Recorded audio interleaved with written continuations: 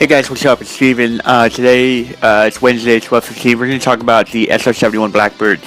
The SR-71 Blackbird is one of the most well-known stealth spy planes created by the United States government. It was a secret airplane that was made in the 1960s, and it was in service till about the 1990s. It did make it into the next millennium, but it is definitely a futuristic aircraft for its time, and still exists as one of the most iconic images of sort of American special aircraft for military and non-military use. The United States government is currently developing a replacement aircraft, a stealth surveillance aircraft, like the SR-71 Blackbird, but it's currently not in existence. If you Google it and you look at up images of the creation building process of the SR-71 Blackbird, you can see it almost looks like Star Wars. It's really just like a super futuristic creation process, mechanically speaking. It's really interesting. I highly encourage you to look that up. Some other interesting facts about the SR-71 Blackbird: it was made of titanium, and the majority of the titanium came from Russia, of all places, and that titanium was achieved, acquired by the United States government through creating fake companies throughout the world. So the Russians didn't know that we were getting the titanium from them, which is sort of interesting. Also, the plane itself would expand in flight, so on the ground it was said to leak fuel. Not nearly as much fuel as people think that it would leak. I think people used to think it would just pour out of the SR-71 Blackbird, but that's not really true. What really happened is that only a little bit of fuel would leak out. There were only about 33 SR-71 Blackbirds ever made in existence.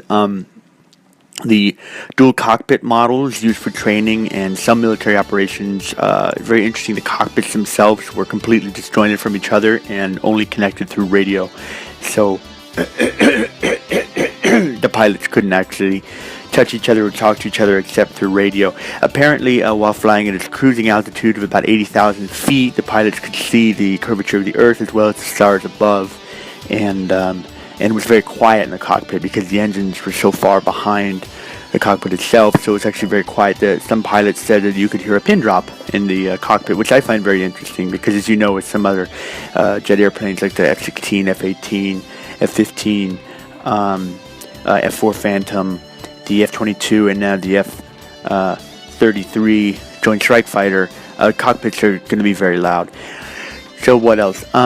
The SR-71 Blackbird was never shot down. It was a few of them were lost in service, but it was because of mechanical issues and things like that. Another really interesting fact is that the majority of the SR-71 Blackbird's missions involved surveillance of Russia and China, but the SR-71 Blackbird never actually flew over mainland Russia or China. It had a 45-degree spy camera that could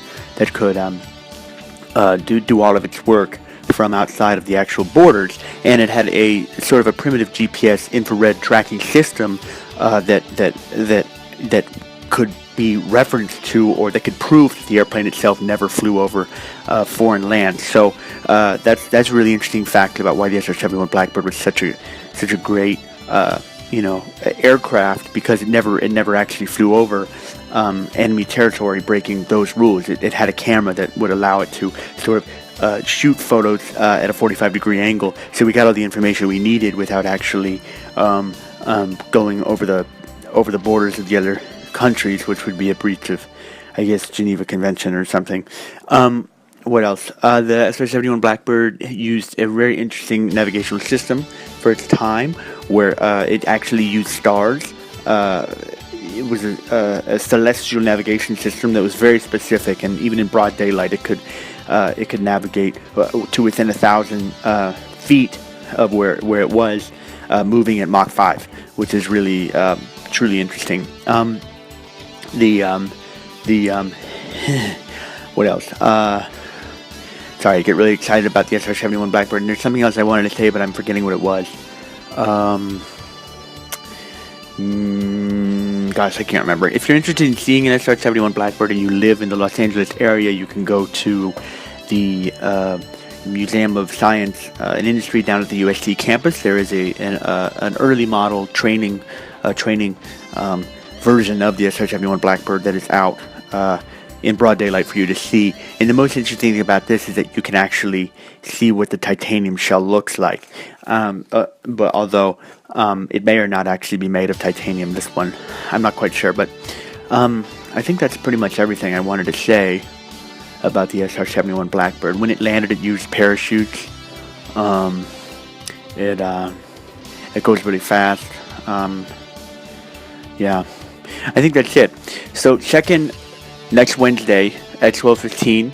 We're going to be talking about the F-15 Eagle, sort of its strengths and weaknesses, and why it was decommissioned, and if there are still any F-15 Eagles around the world that are being used actively. I'm really excited about this. The F-15 Eagle is one of my favorite airplanes, so check in next Wednesday. That's going to be a really exciting episode. Okay, everybody, I hope you have a great week, and I will talk to you all soon. Again, this is Steven. All right, pilots out.